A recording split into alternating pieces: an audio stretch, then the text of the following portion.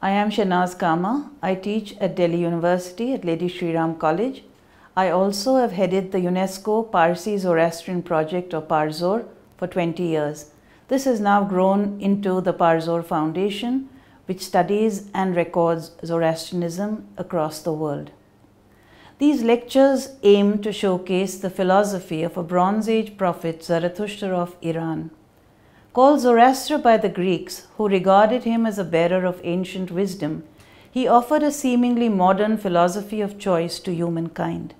Zoroastrians are thinly spread across the world, yet are little known. Zoroastrianism is perhaps the world's oldest revealed religion, following one god, Ahura Mazda. Gathic Avastan, in which the songs of the prophet, the Gathas, are written, is linguistically closest to Rig-Vedic Sanskrit, and a common Indo-Aryan past connects Zoroastrianism and Hinduism.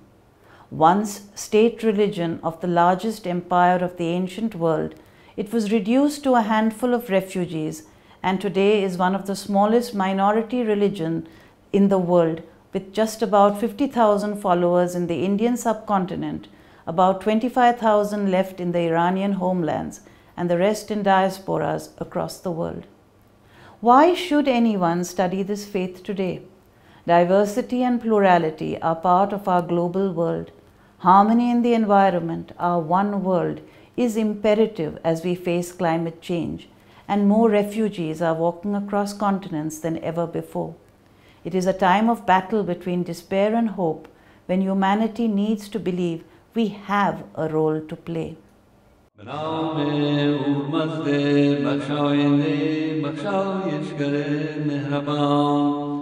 Prophet Zarathustra was born around 1600 BC in Central Asia. In a Bronze Age setting, he taught there was only one God, Ahura Mazda, Lord of light and wisdom. In his Gathas, he spoke of choice available to man between the creative spirit Spenta Menu and the spirit of destruction and anger, Angra Menu or Ahriman. For Zoroaster, the name given to him by the ancient Greeks, the physical and mental worlds are interrelated through the seven Amesha Spentas, or guardians, who create balance and harmony in both the physical and spiritual realms. This harmony is best represented in a later symbol of Zoroastrianism, the Farohar or Fravashi, which combines wings soaring upwards to the divine with the figure of man. In this symbolic representation, man holds a ring, a covenant to work with the good spirit to overcome negation and create perfection. The three terms which every Zoroastrian child learns are Humata, Hukta, Hur, Varashta, in Parsi Gujarati, Manashni, Gavashni, Gunashni, good thoughts, good words, good deeds. Here, deeds or action are most important. Zoroastrianism has been called a religion of action, and each Zoroastrian child at his or her initiation into the faith or Navjot becomes one who protects our bounteous or Spenta creation. Geography plays a large part in the creation of history. The Iranian plateau was a cold desert which would flourish when water and warmth was available. Therefore, fire and water are sacred in this tradition. The contrast between life-giving abundance and cold destitution give humanity the call to act with wisdom. Why is the world torn between good and evil?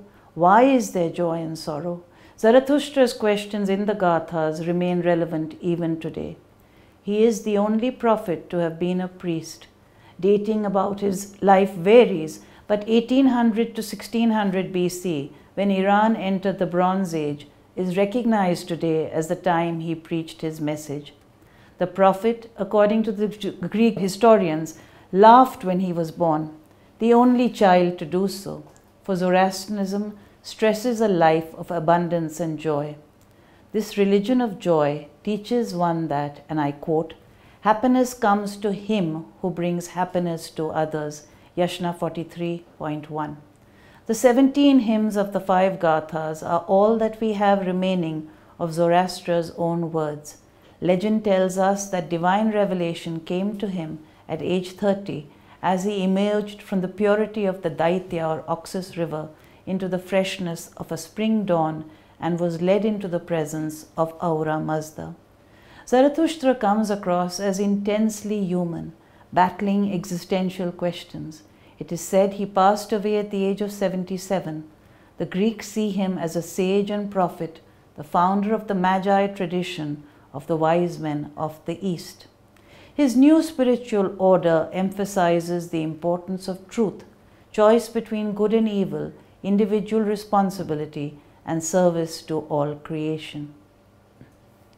I quote, "Hear with your ears the highest truths I preach, and with illumined minds weigh them with care, before you choose which of the 2 paths to tread, deciding man by man, each one for each."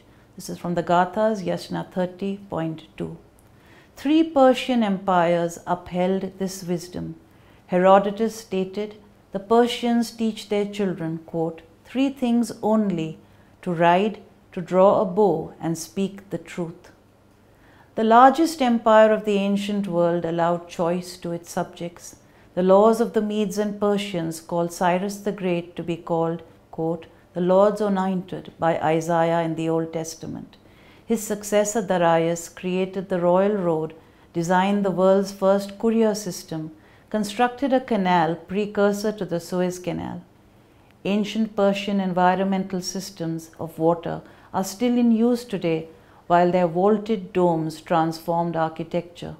Medical and astronomical studies benefited an empire spread from Europe to China. But empires end, their kings and palaces are forgotten. Memories, however, remain. The oral tradition preserved the most important teachings, Humakta Hukta Hurvarashta, good thoughts, good words, good deeds, one's own capacity to make one's fate. Perhaps this is the driving force behind the focus on action and care for nature. Zoroastrians spread across the world have become well known, be it in the worlds of science, commerce, education, philanthropy, the arts and crafts, even the multi-layered cuisine of the community. The Zoroastrians have lived by a belief in their din or religious tradition based on the Gathas and the Avasta, with a belief that all humankind needs to work towards the Frashokereti or harmony at the end of time when all will be made perfect. It has not been an easy journey for the Zoroastrians, but their capacity to adapt to circumstances, integrate both East and West, teach others their ancient skills, creates a unique tapestry of humanity.